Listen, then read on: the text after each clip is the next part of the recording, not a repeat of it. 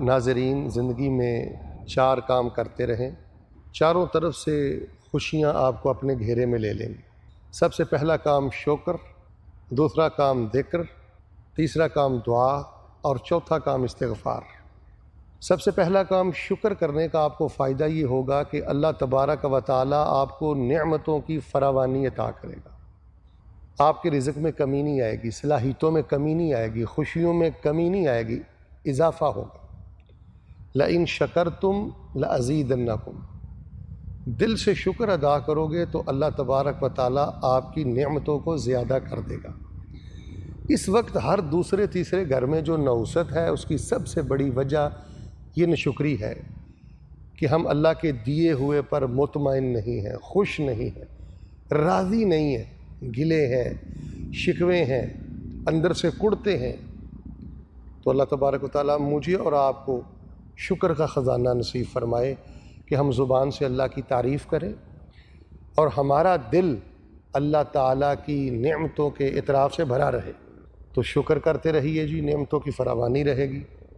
اور دوسری بات، اللہ کا ذکر کرتے رہیں، زبان سے حمد و ثنا پڑھتے رہیں اور اپنے پورے وجود کو اللہ تبارک و تعالیٰ کے احکامات کے تابع کر دیں۔ ذکر کا فائدہ کیا ہوگا؟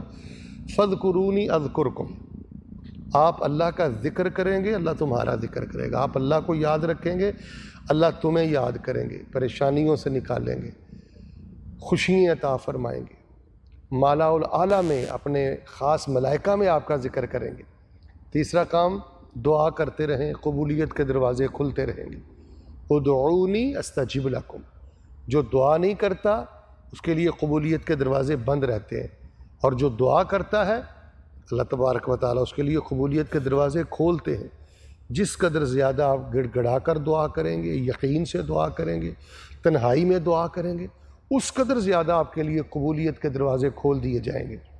چوتھا اور آخری کام یہ ہے کہ شکر کرنے کے بعد، ذکر کرنے کے بعد، دعائیں کرنے کے بعد استکبار نہیں کرنا، اپنی نیکیوں پہ تکبر نہیں کرنا، بلکہ استغفار کرنا۔ استغفار کا فائدہ یہ ہوگا کہ آپ ساری زندگی اللہ کے عذاب سے بچے رہیں گے، اللہ کے غضب سے بچے رہیں گے، اللہ کی پکڑ سے بچے رہیں گے۔ وَمَا كَانَ اللَّهُ مُعَذِّبَهُمْ وَهُمْ يَسْتَغْفِرُونَ، اللہ ایسے لوگوں پر عذاب نہیں اتارتا جو سچے دل سے اللہ تعالیٰ سے معافیاں مانگتے ہیں۔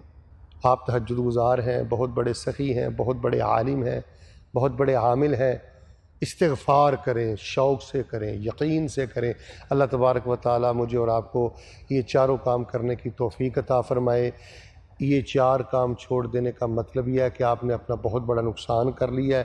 اللہ ہمیں فائدوں والی زندگی نصیب فرمائے، اللہ تعالیٰ ہمیں شکر نصیب فرمائے، ذکر نصیب فرمائے، دعا والا بنائے، اور اللہ تعالیٰ ہمیں استغفار کی سعادت نصیب فرمائے۔ آمین ثم آمین۔